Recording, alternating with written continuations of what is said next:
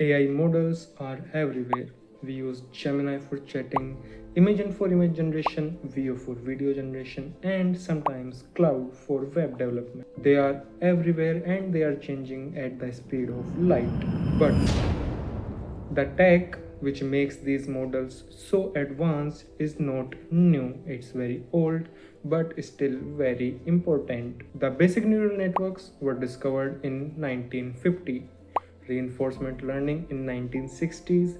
The transformer architecture was only recently discovered in 2017. Now, all of these tell us a story, the story of how all things started from simple idea and led to AI models so complex they surpass human brain in some fields. In the current world, where every 6 months a new state-of-the-art AI model is announced, every 6 months doubling their capabilities. It's even beating Moore's law.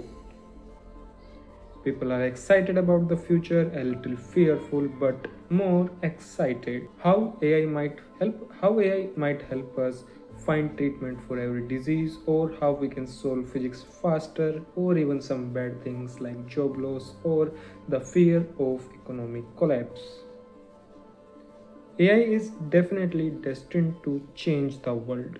So I also decided to jump on the train and switched my career instantly to AI.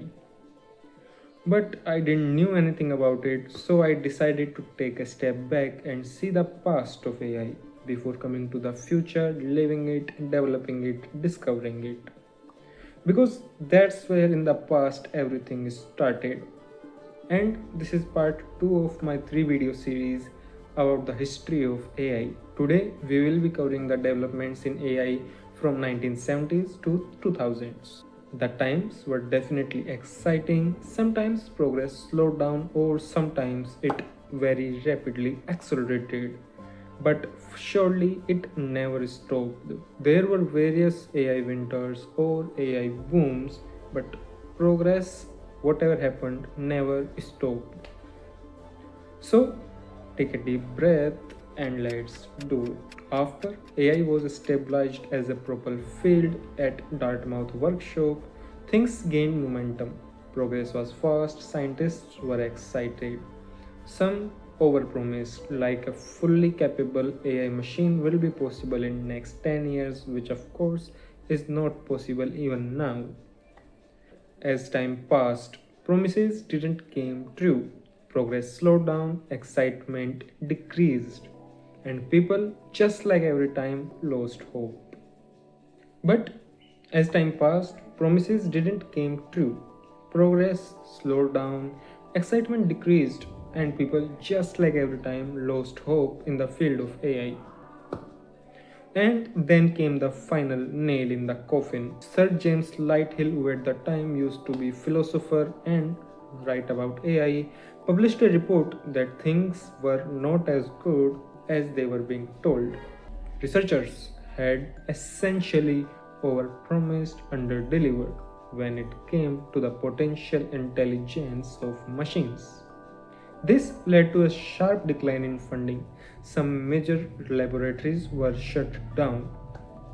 These setbacks just slowed down but still did not stop the growth and progress of field. New ideas were still explored, like logical reasoning and common sense reasoning, which gave AI the human-like capability to make presumptions about the ordinary situations we encounter every day and we don't even notice them. The progress was not as fast as it was before.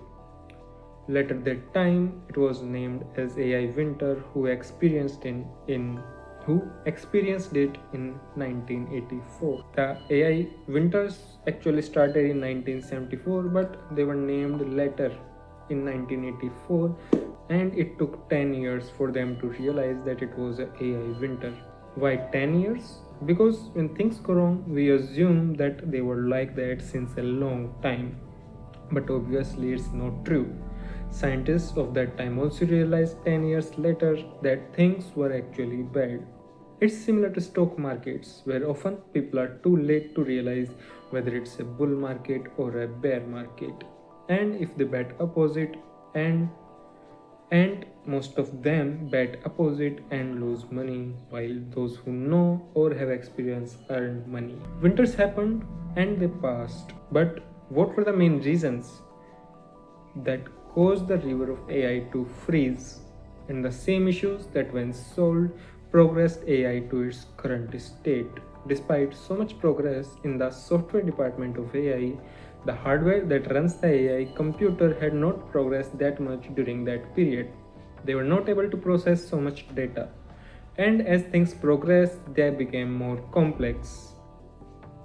And the time required to solve the problems increased exponentially. And as things progressed, they became more complex. The time and resources required to solve those problems grew exponentially. Scientists knew that they could be solved, but they did not have enough computer power to solve them. And computers were very limited and expensive back then. Then came another harsh realization: Moravec's.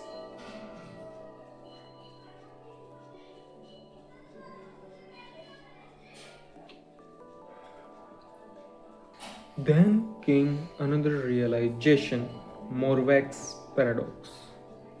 AI could do intelligent tasks like solving math theorems or playing chess. But when it came to simple tasks that we humans do without even thinking about them subconsciously, AI struggled there, like face recognition or even simple walking. These require very large amount of very small calculations to be precise, and we did not have computer power to calculate those precise results. The problems didn't end there. Wait for it. Common sense knowledge. Things that we humans do without even thinking about doing them. Like good old walking.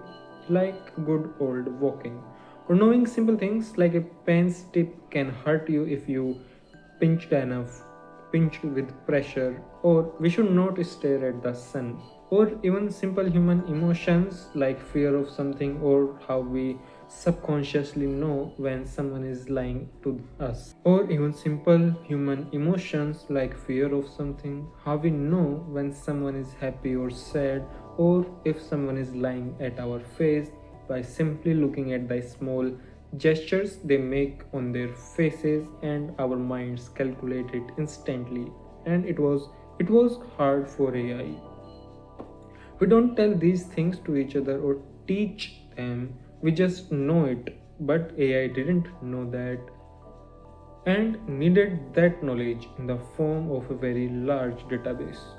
No one in 1970s could build a database so large enough, and one and no one knew how a program might learn so much information. Things began to catch up slowly over time. The cold chills of the AI winter were fading away and getting warmer. The river started free. The river of AI slowly started flowing again, and things started showing some results of the hard work of people that worked in those cold, harsh winters. Now, just like real winters, there was not a fixed day when it was announced that that AI winters have started or they have ended. So it's not possible to tell when the AI winter ended, but it definitely ended around mid 1980s. And the first new tech that came right after it and out of it was surprisingly self-driving cars in 1986. Yes, that's how old self-driving tech is. Ernst Dickmans, a scientist working in Germany, invented the first self-driving car.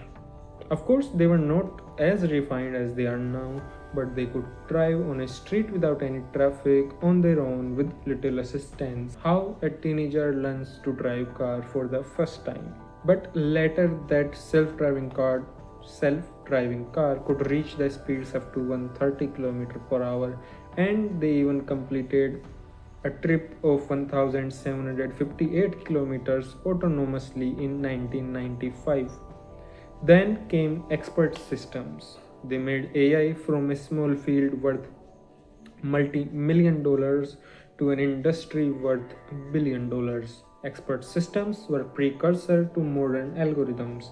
They were like human experts, but only very small field. They were sold to companies as a computer program and could take decisions on their own using a knowledge base of predefined facts and rules, combined with an engine to analyze information and provide expert level advice or solutions. They were used to judge credit scores of people, and even those robotic IVR calls that irritate us were also because of expert systems. They are still used, but most have evolved into machine learning algorithms or data analytics software. More money came from government funding programs of various countries like UK and Japan. Now we have got enough money, resources, and computer power we never had before in the past. So scientists again tried to solve the common sense problem, and they came to realization that there was no other method to do it than manually, by creating a massive database that would contain all the basic facts that the average person knows. And finally, boom, the AI had all common sense knowledge. It knew no less than a human. This time, AI was more powerful than it was ever in the past. John O'Field proved that a form of neural networks can learn and process information, probably converges like humans after a fixed time. It is now called Hopfield's net. He basically told us a way where AI could easily learn new information and even remember that and recall that information when asked to, like human memory. It could generate the information from memory even when some files were damaged. To train that neural network, Geoffrey Hinton and David Rumelhart popularized a concept called backpropagation. These neural networks trained on backpropagation had applications in various fields of physics, psychology, or even machine learning itself. Some advanced form of neural networks even help discover protein structures, which is very hard. A complete PhD degree used to discover a single structure. But it advanced significantly with the help of AI. Now we have discovered almost all of the protein structures that exist on Earth thanks to AI. A different type of neural network was discovered in 1990 called the convolutional neural net, which could recognize handwritten digits. Yes, the good old OCR. This system was used widely in the 90s, reading zip codes and personal checks. This system has now evolved in the form of, as we all know it, OCR, and it can identify and process text, images, and even audio. Convolution-based networks are the de facto standard in deep learning-based approaches to computer vision and image processing, and have only recently been replaced. Now let's talk about what happened to the field of robotics during this period. Now after all this progress, AI was as advanced as human, but not a human. It was still a piece of software in a computer. To fulfill the goal of replacing something truly human, it needed a physical form of robots. And to operate in the real world, it needed just more than machine learning, which learns patterns from data. It needed symbolic reasoning. Now you will ask me, what's the difference between ML, machine learning, and symbolic reasoning, SR? So I also didn't knew that and searched on Wikipedia and read all those pages that you don't want to read. So let me tell you that whereas ML used data and fed on numbers and words, it does not understand the real world, like how we perceive things. If shown picture of a tree, it does not understand that it's a tree and what represents a tree. That problem was solved by SR. The robots needed to operate in the real world and needed to understand real objects. So symbols were used to represent various things, like how we use emojis to represent tree or a cat or grass. and how looking at any kind of tree we know that it's a tree even if it belongs to different species, it's a herb or a shrub or whatever it is. It also had fixed reasoning rules and logics but in the form of symbols, which is more optimized for real world and robots. So it could understand by looking at any tree that it's a tree, just like us humans, or a glass of water that we should not invert it when it's filled with water, or how we should handle it much carefully because it is brittle. Now there was one more little thing more advanced than symbolic reasoning, which was soft computing and probabilistic reasoning. It worked on giving conclusions based on incomplete and imprecise information. They do not attempt to give a precise logical answer but give results that are only probably correct. News channels of that time often claimed that these tools could think like a human, and I think that's how our brains also think. We do not know how to calculate, but most of the time we use probabilities, and calculation is done by the machines like calculator or even computers. These algorithms are today behind medical diagnosis, financial forecasting, autonomous vehicles, natural language processing, and robotics included. In an attempt to make neural networks more like human neurons, reinforcement learning was discovered. Here, rewards primarily in the form of points are given to AI when it makes incorrect predictions, like if in chess it plays a good move, then it's rewarded. And in reinforcement learning, temporal difference learning was discovered, which changes the final outcome as things change. Like when you try to cross a road, you adjust your final position accordingly as fewer or more vehicles approach you in different directions. That's how temporal difference worked. Very human like? Well, actually human like. Neurologists later discovered in 1997 that the dopamine reward system in brain works exactly like that and uses a similar version of TD learning algorithm. Due to reward, it significantly outperformed the previous algorithms and is used currently to train newer AI models like AlphaGo or AlphaZero in 21st century, about which we will talk in next video. Now to give you a better understanding of TD learning, here's a slightly longer AI generated example of it. Imagine a student learning to estimate how long it will take to reach the school from home every day. At first, the student guesses the time based on previous experiences of him going from school to home. On the way to school, the student notices at each landmark or checkpoint how much time has actually passed compared to the guess. Using this real-time feedback, the student keeps adjusting their estimated arrival time at each checkpoint rather than waiting until reaching the school to change the entire estimate. Who knew that an AI model that could not even understand basic human common sense in 1960s would compete against then world chess champion Garry Kasparov in 1996? Deep Blue did it. At the time, Deep Blue won only one of the 6 games, but the following year it won the whole match, defeating the world chess champion. In fact, it took only 19 moves to win the final game. In 1 second, it could review 200 million potential chess moves. A human multiplied by a million. That's how strong that mind is, but only in narrow fields. That's how fast AI was progressing, where things flipped just within a year. It took exactly